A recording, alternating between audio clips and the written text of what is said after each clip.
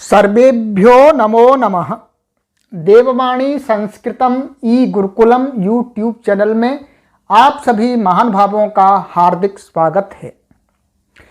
मित्रों, कर्तव्य बोध की इस श्रृंखला में मैं आपके लिए आज लेकर के आया हूं एक बहुत ही सुंदर दृष्टांत। मित्रों, इस दृष्टांत का मुख्य बिंदु है मनुष्य श्रेष्ठ क्यों है। हम बहुत विचार करते हैं, हमारी समझ में नहीं आता।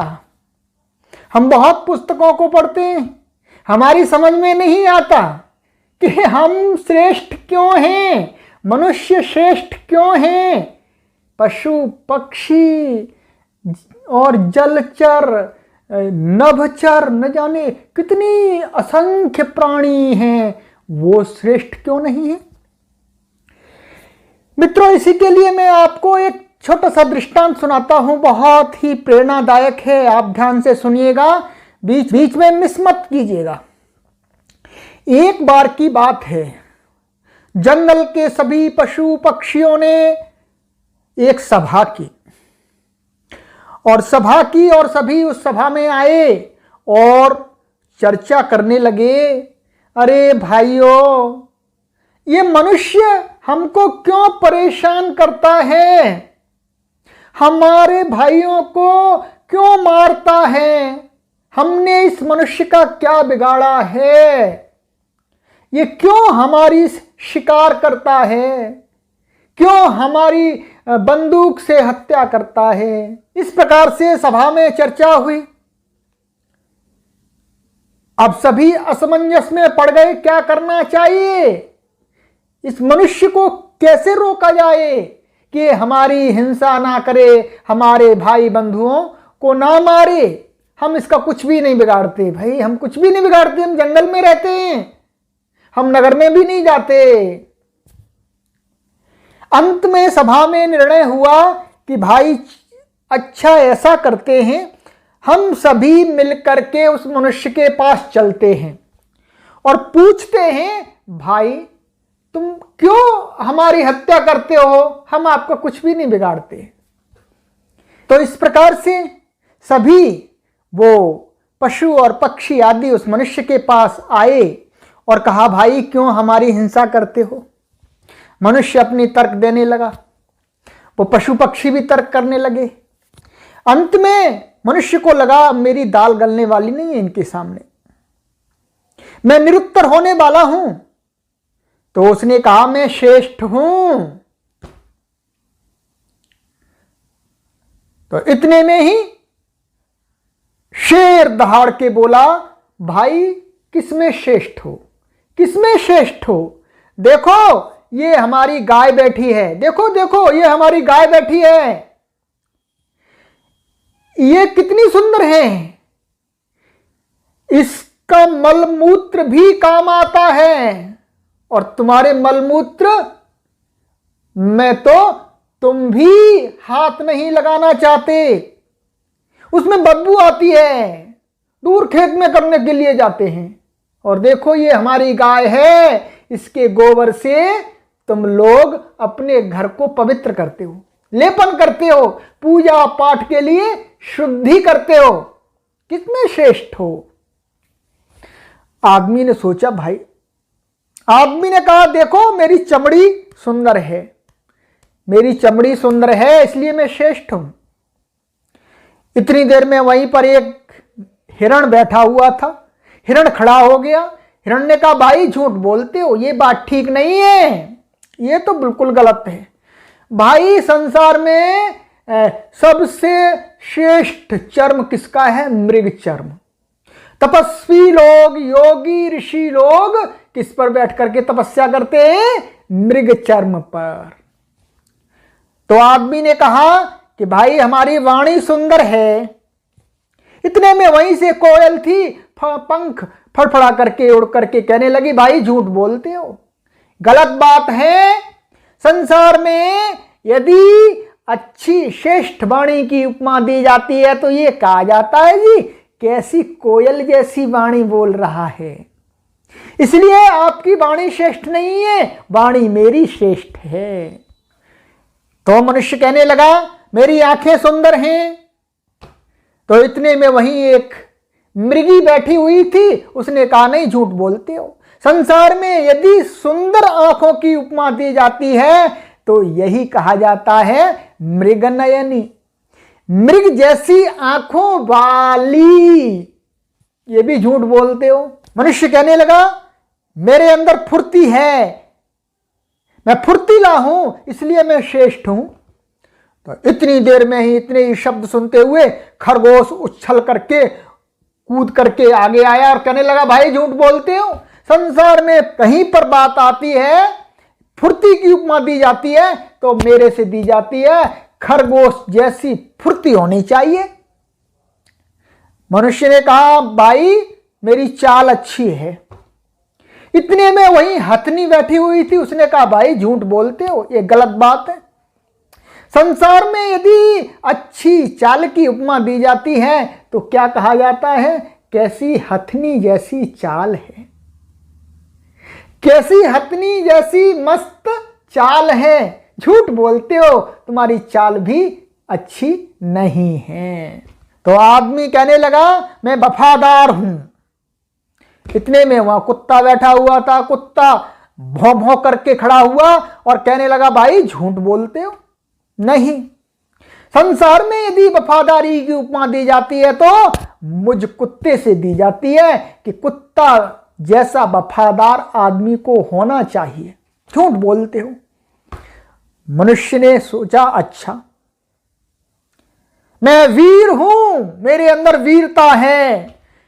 इतनी देर में शेर दहाड़ लगाता हुआ सामने आया, बोला अच्छा झूठ बोलते हो। संसार में जब भी वीरता की उपमा दी जाती है तो क्या कहा जाता है, सिंह जैसा वीर, सिंह पुरुष कहा जाता है। झूठ बोल रहे हो भाई, गलत गलत।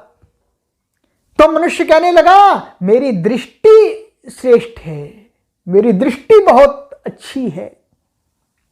इतने में वहां पर बगुला बैठा हुआ था, उसने कहा भाई झूठ बोलते हो। अरे संसार में दृष्टि की उपमा दी जाती है, अच्छी दृष्टि की उपमा दी जाती है तो यही कहा जाता है भाई दृष्टि कैसी होनी चाहिए, बगुले जैसी। झूठ बोलते हो। तो मनुष्य कहने लगा अच्छा मेरी नाक सुंदर है, देखो कितनी सुंदर है, कैसी बनी हुई है, इसलिए मैं श्रेष्ठ हूं। इतने में ही उस सभा में से पंख फड़फड़ाता हुआ तोता उड़ करके कहने लगा भाई झूठ बोलते हो। संसार में यदि सुंदर नाक की उपमा दी जाती है तो यही कहा जाता है देखो कैसी तोते जैसी नाक है। तो मित्रों मनुष्य कहने लगा मेरे बाल सुंदर हैं, मेरे बाल श्रेष्ठ हैं, इसलिए मैं श्रेष्ठ हूं। इतनी ही देर में वहां पर एक भेड़ बैठी हुई थी। भेड़ उठ करके खड़ी हुई और करके कहने लगी भाई झूठ बोलते हो, तुम्हारे बाल किसमें श्रेष्ठ हैं? अरे मेरे बाल श्रेष्ठ हैं, भेड़ के बालों से कंबल बनता है, ऊन बनती है, ऊन से फिर हम मनुष्यों की सर्दी के निवारण हेतु स्वेटर आदि बनाए जाते हैं। अरे तुम्हारे बाल किस काम के? इनको तो दूर फेंक करके आते हैं कूड़े में, एक पैसे की भी नहीं कोई खरीद सकता इनको, कहां से तुम्हारे बाल श्रेष्ठ हो गए? झूठ बोलते हो। तो मनुष्य कहने लगा मैं चालाक हूं, चालाक इसलिए श्रेष्ठ हूं। तो इतनी देर में उसी सभा में से एक कौआ उड़ करके निकला और कहा भाई झूठ बोल रहे हो। संसार में जब भी चालाकी की बात आती है, चालाकी की उपमा दी जाती है तो क्या कहा जाता है कि भाई कैसा कौए जैसा चालाक है। चालाक नहीं हो तुम, चालाक तो मैं हूं, मैं। तो मनुष्य कहने लगा ठीक है भाई हम नाचना जानते हैं, अच्छा हम नाचना जानते हैं, अच्छा। इतने में ही उस सभा में से मोर निकल के आया और कहने लगा भाई झूठ मत बोलो, देखो संसार में जब भी नाचने की, अच्छे नाचने की उपमा दी जाती है तो क्या कहा जाता है, कैसा मोरनी जैसा नाच है, मोर जैसा नाच है, मोर जैसा नाचता है। झूठ बोलते हो, तुम्हारा नाच भी अच्छा नहीं है। तो मनुष्य कहने लगा, भाई मैं परिश्रमी हूं, मैं परिश्रम करता हूं इसलिए श्रेष्ठ हूं। इतनी देर में ही उस सभा में से आगे खिसकती हुई, रेंगती हुई चींटी आ गई और चींटी कहने लगी, भाई झूठ मत बोलो, संसार में जब भी परिश्रम की उपमा दी जाती है तो यही कहा जाता है चींटी जैसा परिश्रमी होना चाहिए। भाई चींटी अपने भार का 100 गुना भार खींच के ले जाती है और तुम तो अपने बराबर का भार भी सिर पर रख के नहीं ले जा सकते। रख दिया तो नीचे बैठ जाओगे, रोओगे, चिल्लाओगे, अरे मर गया जी, मेरे ऊपर इतना भार रख दिया। नहीं, परिश्रमी नहीं हो तुम। अब मनुष्य कहने लगा, ठीक है भाई, मैं कामी हूं मैं कामी हूं, मेरे अंदर बहुत ज्यादा काम वासना है। तो इतनी देर में उस सभा में से एक चिड़ा था, चिड़ा पक्षी। वो कहने लगा, भाई झूठ बोलते हो। अरे आपके वेदों में भी जब काम की बात आती है, काम की अधिकता की बात आती है, तो चिड़ा से उपमा दी जाती है। भाई चिड़ा जितना कामी, चिड़ा जितना कामी। भाई काम की अधिकता तो मेरे अंदर है, तुम्हारे अंदर वासनाओं की, कामनाओं की अधिकता नहीं है, झूठ बोलते हो। तो मनुष्य कहने लगा, ठीक है भाई, मैं ईर्ष्यालु हूं, मैं ईर्ष्यालु हूं। इतने में फिर दोबारा कुत्ता खड़ा हो गया और कहने लगा, भाई झूठ बोलते हो। आपके वेदों में ये कहा है, जब ईर्ष्यालु की उपमा दी जाती है तो कुत्ते से दी जाती है कि भाई कुत्ते जैसा ईर्ष्यालु नहीं बनना चाहिए। ईर्ष्यालु भी तुम नहीं हो, ईर्ष्यालु मैं हूं, मैं। ये आपके वेद कहते हैं। मनुष्य कहने लगा, देखो भाई, हम नकलची हैं इसलिए श्रेष्ठ हैं, हम अच्छी नकल करना जानते हैं। तो मित्रों, इतनी देर में उस सभा में से एक बंदर खड़ा हो गया और बंदर कहने लगा, भाई झूठ मत बोलो, संसार में जब भी नकलची की उपमा दी जाती है तो यही कहा जाता है कि भाई देखो कैसा बंदर जैसा नकलची है। अच्छा श्रेष्ठ नकलची तो मैं हूं, मैं, तुम नहीं हो, झूठ बोलते हो। तो मनुष्य कहने लगा, भाई मैं बलवान हूं, बलवान। इतनी ही सुनते सभा में हाथी खड़ा हो गया और कहने लगा, भाई झूठ मत बोलो, जब भी संसार में बलवान की उपमा दी जाती है तो हाथी से दी जाती है। कैसा है? हाथी जैसा बलवान, शक्तिशाली। झूठ बोलते हो। तो मित्रों, इस प्रकार से चर्चा चलती गई तो अब मनुष्य को लगा, अब मैं हारने वाला हूं, अब मेरे पास में कोई भी ऐसा कारण नहीं बचा। तो उसने एकदम बोला, ठीक है जी, मैं मूर्ख हूं। जैसे ही मनुष्य ने बोला मैं मूर्ख हूं तो सभा में से गधा उठ के खड़ा हो गया और कहने लगा, भाई झूठ बोलते हो। संसार में जब भी मूर्ख की उपमा दी जाती है तो यही कहा जाता है कि देखो कैसा गधे जैसा मूर्ख है। मूर्ख भी नहीं हो, मूर्ख भी नहीं हो। बस उस आदमी ने अपना सिर पीट लिया और बोला, जी मैं तो हार गया। इतना ही सुनते सभी पशु पक्षियों में उमंग की लहर दौड़ गई। सभी प्रसन्न हो गए कि भाई अब ये मनुष्य हमें परेशान नहीं करेगा, अब हमारी हत्या नहीं करेगा। और वो सभी पशु पक्षी हर्षोल्लास के साथ नाचते हुए, कूदते हुए, उछलते हुए अपनी जंगल की तरफ चलने लगे मित्रों। तो थोड़ी दूर जाकर के रास्ते में एक कुआं था और खरगोश बहुत प्रसन्न हो रहा था, खूब उछल रहा था, ऊंचा ऊंचा ऊंचा ऊंचा। तो सडनली क्या हुआ, खरगोश जैसे ही उछल उछल के जा रहा था तो जो रास्ते में बगल में कुआं था उसमें खरगोश गिर गया। अब खरगोश गिर गया, खरगोश को उस कुएं में गिरा हुआ देख करके सभी पक्षी और पशु पक्षी आदि के अंदर शौक की लहर दौड़ गई। वो सोचने लगे भाई आज इस मनुष्य से तो हमको मुक्ति मिली थी और ये हमारा साथी इसमें कुएं में गिर गया, ये मर जाएगा थोड़ी देर में। सभी पशु पक्षी उस कुएं के पास में खड़े हो गए और चिल्लाने लगे, रोने लगे और कहने लगे भाई अब ये मर रहा है हमारा साथी, हम कैसे बचाएं। मित्रों, इतने में ही पीछे पीछे वो मनुष्य भी आ रहा था। मनुष्य ने देखा भाई ये अभी तो बहुत प्रसन्नता से उछल कूदते हुए जा रहे थे, अब क्या हुआ, अब कैसे ये सभी शोक युक्त हो गए, सभी दुखी हो गए, निराश हो गए। उन्होंने पूछा भाई क्या हो गया। वो सभी पशु पक्षी कहने लगे भाई हमारा साथी इसमें गिर गया है, खरगोश कुएं में है, मर जाएगा थोड़ी देर में। मनुष्य ने कहा अच्छा मैं देखता हूं। मनुष्य ने उस कुएं में देखा और कहा अच्छा। मनुष्य ने कहा भाई ठहरो, हाथी को बुलाओ, अभी हम इसको बचवाते हैं। हाथी आया आगे, हाथी से कहा भाई अपनी सूंड फंसा इसमें कुएं में। हाथी ने सूंड फंसाई। उस खरगोश को बोला कि भाई इसकी सूंड पर बैठ जा। खरगोश सूंड पर बैठ गया और हाथी को आदमी ने कहा भाई सूंड को ऊपर उठा के ले आ, और उस हाथी ने अपनी सूंड को उठा करके ऊपर ले आया और खरगोश भी बाहर निकल आया।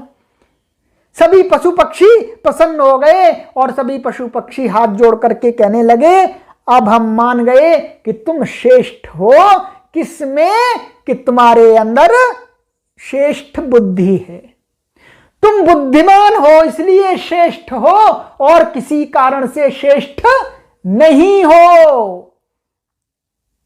अरे ये मनुष्य श्रेष्ठ है तो किस कारण से, मात्र बुद्धि इसके पास में एक विशिष्ट बुद्धि है, विवेचना करने वाली बुद्धि है, तर्कशील बुद्धि है, बस इसीलिए मनुष्य श्रेष्ठ है। ये दृष्टांत मैंने इसीलिए सुनाया कि हमको बोध होना चाहिए कि हमारे पास केवल एक ही विशेष चीज है जिस कारण से हम मनुष्य संसार के सभी प्राणियों से श्रेष्ठ हैं।